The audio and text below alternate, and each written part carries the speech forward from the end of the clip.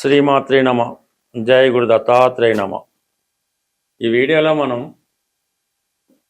మేషరాశి వారికి మే 1వ తారీఖు నుంచి 15వ తారీఖు మధ్యలో జరగబోయే పక్ష ఫలితాలు పరిశీలించే ప్రయత్నం చేద్దాం.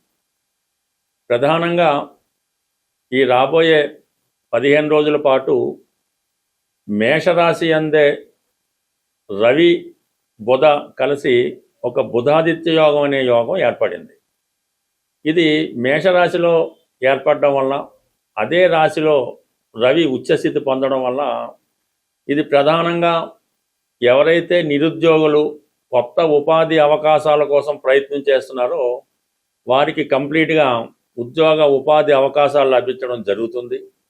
అలాగే విద్యార్థులకి ఏదైనా వాళ్ళు ప్రతిభ ఆధారంగా మంచి కాలేజీలో సీట్ రావడం, ఇంటర్వ్యూలో నెగ్గడం, ఆర్థిక పరంగా బ్యాంక్ లోన్ లాంటివి రావడం జరిగే అవకాశం ఉంది. మొత్తం మీద మేషరాశి వారికి ఈ రాబోయే 15 రోజుల్లో ఎక్కువ విజయ అవకాశాలు ఉంటాయి. రుణ ప్రయత్నాలు చాలా వరకు ఫలిస్తాయి. అలాగే గతంలో శత్రువులుగా ఉన్నవాళ్ళు మిత్రులుగా మారే అవకాశం ఉంది. సొసైటీలో ఒక గుర్తింపు, గౌరవం మీకు లభించే అవకాశం ఉంటుంది.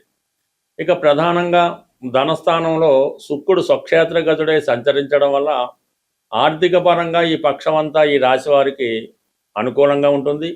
సమయానుకూలంగా అటు వ్యాపార రంగంలో ఉన్నా, మీరు జాయింట్ వ్యాపారం చేస్తున్నా, అలాగే వివాహం కొరకు ఎదురు చూస్తున్న భార్య లేదా భర్త ద్వారా ఆర్థిక సహకారం మీకు రావడం జరుగుతుంది.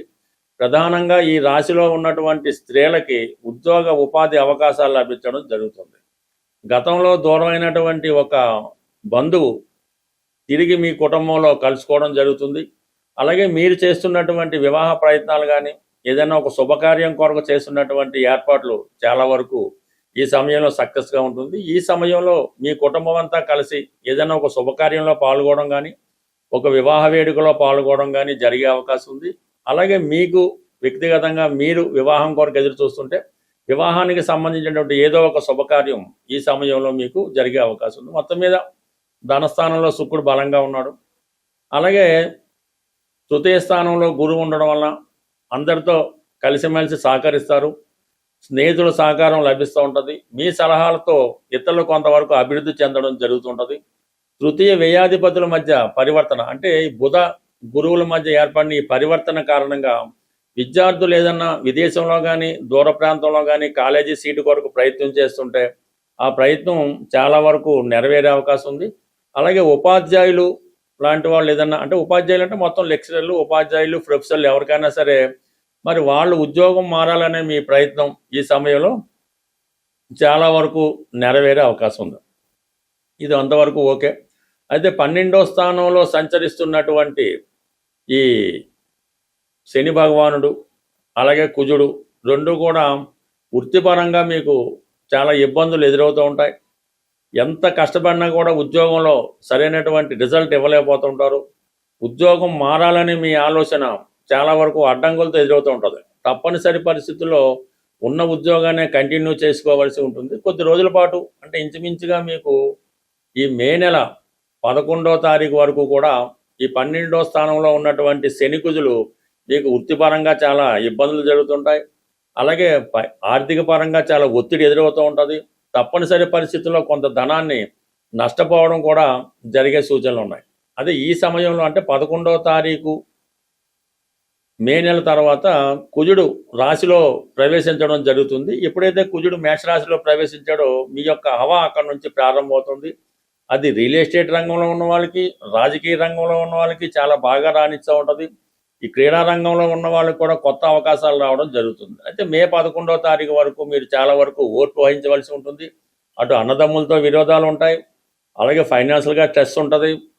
శనితో కలిసి ఉండడం వల్ల వృత్తిపరంగా ఇబ్బంది పడడం, కొంతమంది తప్పనిసరి పరిస్థితుల్లో ఉద్యోగాన్ని రాజీనామా చేయడం కానీ, ఉద్యోగాన్ని వదులుకోవడం కానీ జరిగే అవకాశం ఉంది. బట్ అలాగా జరుగుతున్నటువంటి ఏలినాటి శని ప్రభావం వల్ల మనం ఒకటి అనుకుంటే వేరొక ఖర్చు రావడం జరుగుతుంటుంది. ఏదో ధనం, కొంత ధనాన్ని ఏదో ఇల్లు కొనడానికో, పిల్లల చదువుకో, వేరే దానికో తెచ్చిపెట్టుకుంటారు.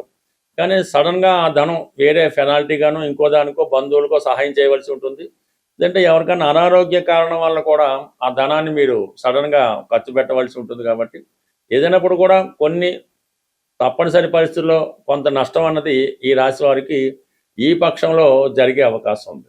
అయితే రాహు 11వ స్థానంలో ఉండడం వల్ల మిత్రుల రూపంలో మిమ్మల్ని మోసం చేసేవాళ్ళు కూడా ఉండే అవకాశం ఉంది. వాళ్ళు అవసరం కోసం మిమ్మల్ని వాడుకొని మీరు ధనం నష్టపోయే విధంగా, వాళ్ళు లాభపడే విధంగా జరుగుతూ ఉంటుంది. కాబట్టి ఈ సమయంలో ఎట్టి పరిస్థితుల్లో కూడా మీకు ఎక్కువ ఆశ చూపించే మిత్రులు కానీ, సరైనటువంటి నడవడిక లేని వాళ్ళని కొంచెం జాగ్రత్తగా గమనించడం మంచిది. మీతో ఉంటూ మీకు మంచిగానే ఉంటూ మీకు నష్టం కలిగించి అవతల వారికి లాభం కలిగించే విధంగా వాళ్ళు ప్రవర్తించడం కూడా జరుగుతూ ఉంటుంది.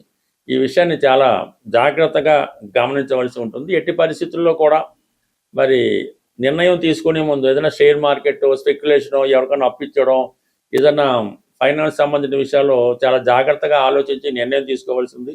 ఈ సమయంలో ధనం చేజారితే తిరిగి రావడం అన్నది చాలా కష్టమవుతుంది. ప్రస్తుతం ఈ గోచార ఫలితాలు కేవలం మనం చంద్రుడు ఉన్న రాశిని బట్టి చెప్పడం జరుగుతూ ఉంటుంది. అయితే ఇవి కొన్ని సందర్భాల్లో మీకు సరిపోవచ్చు, సరిపోకపోవచ్చు. అయితే వ్యక్తిగత జాతకం అన్నది చాలా ఇంపార్టెంటు. అలాగే ప్రస్తుతం మీకు జరుగుతున్నటువంటి దశ, అంటే మీరు పుట్టిన జన్మ నక్షత్రం బట్టి ఒక దశ నడుస్తుంటుంది. ఎప్పుడూ కూడా ఈ జాతకంలో ఉన్నటువంటి, మీరు పుట్టినప్పుడు జన్మ జాతకంలో ఉన్నటువంటి గ్రహస్థితి, జరుగుతున్నటువంటి దశ, ఇవి ఇంపార్టెంట్గా మీకు ప్రభావాన్ని చూపిస్తూ ఉంటాయి. అయితే ఈ గోచారం అన్నది ఏంటంటే మీ జాతకంలో ఉన్న మంచి ఫలితాన్ని కానీ శుభ ఫలితాన్ని కానీ ఈ గ్రహాలు ఆ టైంని కొంతవరకు ఇండికేట్ చేసి ఆ సంఘటన జరగడానికి ఉపయోగపడుతుంటాయి. అందువల్ల మీరు పూర్తిగా ఈ గోచారాన్ని బేస్ చేసుకుని మీరు పెద్దగా సంతోషపడక్కర్లేదు, అలాగే నిరాశపడక్కర్లేదు. అందుకని ఏదైనా జాతకంలో ప్రధాన సమస్య ఉన్నప్పుడు, కొన్ని పనులు జరగటం లేదు, ముఖ్యంగా వివాహం, ఉద్యోగం ఇటువంటి వచ్చినప్పుడు మీ జన్మ జాతకాన్ని పరిశీలించుకొని తగు విధంగా పరిహారం చేసుకుంటేనే మీకు ఆ ఫలితం అన్నది దక్కడం జరుగుతూ ఉంటుంది. అయితే ఈ కలియుగంలో ఈ పరిహారం అన్నది ఎవరికి వాళ్ళు స్వయంగా చేసుకోవడం వల్ల మాత్రమే ప్రభావం చూపుతుంది తప్ప మీ తరపున మీ తల్లిదండ్రులు ఇంకోలో చేయడం వల్ల పెద్దగా ఉపయోగం ఉండదు. అయితే ప్రధానంగా మీ జన్మ జాతకంలో అవచ్చు. ప్రస్తుతం గోచారరీత్యా పాపగ్రహ ప్రభావం ఉంది. అంటే జన్మరాశిలో పాపగ్రహం లేదంటే పాపగ్రహ దృష్టి ఉన్నప్పుడు ఆ గ్రహానికి సంబంధించినటువంటి దానం, మీరు అంటే డొనేషను, అది గ్రహాన్ని బట్టి మీరు ఆ దానం చేయవలసి ఉంటుంది. లేదా గోవుకి ఏమైనా డొనేషన్ చేయడం కానీ, గోవుకి ఆహారం పెట్టడం వల్ల ఈ పాపగ్రహాలు మీకు అనుకూలంగా మారడం జరుగుతూ ఉంటుంది. అంటే పాపగ్రహాలు అంటే మనకి రాహు, కేతువు, కుజుడు, శని, ఇవి సాధారణంగా పాపగ్రహాలు. కాబట్టి వాటికి ఎంతసేపు కూడా మీరు డొనేషన్స్ ద్వారా, సేవ చేయడం ద్వారా మీరు దాని నుంచి మంచి ఫలితం పొందొచ్చు. అయితే శుభగ్రహాలు ఇబ్బంది పెడుతున్నాయంటే కొన్ని సందర్భాల్లో శుభగ్రహాలు కూడా ఇబ్బంది పెడతాయి కొన్ని లగ్నాల వారికి. అప్పుడు ఆ శుభగ్రహాలకి ఏం చేయాలంటే మీరు ఆ దైవానికి, ఏ గ్రహం అయితే ఇబ్బంది పెడుతుందో ఆ గ్రహం యొక్క దైవానికి మీరు పూజా కార్యక్రమాలు దేవాలయంకి వెళ్ళడం వల్ల పరిష్కారం చేసుకోవచ్చు. ఉదాహరణకి ఏంటంటే శుక్రగ్రహం వల్ల ఇబ్బంది కలుగుతుంది, లక్ష్మీ అమ్మవారినో దుర్గా అమ్మవారినో ఆరాధించుకోవచ్చు. బుధగ్రహం వల్ల ఇబ్బంది పడుతుంది, వినాయకుడిని కానీ వెంకటేశ్వర స్వామి కానీ పూజించుకోవచ్చు, విష్ణుమూర్తిని పూజించుకోవచ్చు. గురుగ్రహం వల్ల ఇబ్బంది కలుగుతుంది, దత్తాత్రేయుని పూజించుకోవచ్చు, శివుణ్ణి పూజించుకోవచ్చు, దక్షిణామూర్తిని ఆరాధించవచ్చు. ఈ విధంగా శుభగ్రహాలు మాత్రం దైవ దర్శనం, దైవారాధన, ఈ ఉపవాసాల వల్ల కంప్లీట్గా మీరు సాల్వ్ చేసుకోవచ్చు. ఈ పాపగ్రహాలకి ఏంటంటే గోసేవ వల్ల, డొనేషన్ చేయడం వల్ల, మీ పెద్దవాళ్ళకి సేవ చేయడం వల్ల, శనిగ్రహం ఇబ్బంది పెడుతున్నాడు, మీ తాతగారికో లేదంటే మీ తండ్రి గారు వృద్ధులై ఉంటే వారికో సేవ చేయడం వల్ల అది కంప్లీట్గా మీకు బ్రహ్మాండంగా పనిచేస్తూ ఉంటుంది. అలాగే చంద్రుడు ఇబ్బంది పడుతున్నాడు, మదర్కి సేవ చేయడం, అమ్మమ్మ గారికి సేవ చేయడం, స్త్రీలకు సేవ చేయడం, ఈ విధంగా సేవ చేయడం వల్ల కూడా ఈ పాపగ్రహాలు మీకు అనుకూలంగా మారడం జరుగుతూ ఉంటుంది. అంటే మీ కొరకు మీరు చేసుకుంటేనే ఈ ఫలితం దక్కుతుంది తప్ప మీ కొరకు ఇది డబ్బు ఖర్చు పెట్టి ఎవరితో జపాలు చేయించాం, పూజలు చేయించాం, హోమాలు చేయించాం, మీరు ఎక్కడో అమెరికాలో ఉంటాడు, ఇక్కడ ఇండియాలో ఏదో ఏం చేస్తే మీకు ఏమొస్తుంది, మనీ వేస్ట్ తప్ప. దానివల్ల మీరు జ్యోతిష్ శాస్త్రాన్ని మొత్తం నిందించడం, జ్యోతిష్కులను విమర్శించడం, ఇవన్నీ పక్కన పెట్టి వ్యక్తిగతంగా చిన్న ప్రయత్నమైన కేవలం చీమలకి కొద్దిగా పంచదార వేయడం వల్ల కూడా అనేక రకాల ఇబ్బందుల నుంచి, ఆర్థిక ఇబ్బందుల నుంచి మీరు బయటపడే అవకాశం ఉంది. కాబట్టి ఖచ్చితంగా మీ జన్మజాతకాన్ని చూపించుకోండి, మీ పరిహారాన్ని మీరే చేసుకోండి. ఎవడికి ఆకలిస్తే వాడు భోజనం చేయాలి తప్ప ఎవడు భోజనం చేస్తే మీ ఆకలి అట్టు తీరుతుంది ఈ కలియుగంలో. జై సాయిరాం.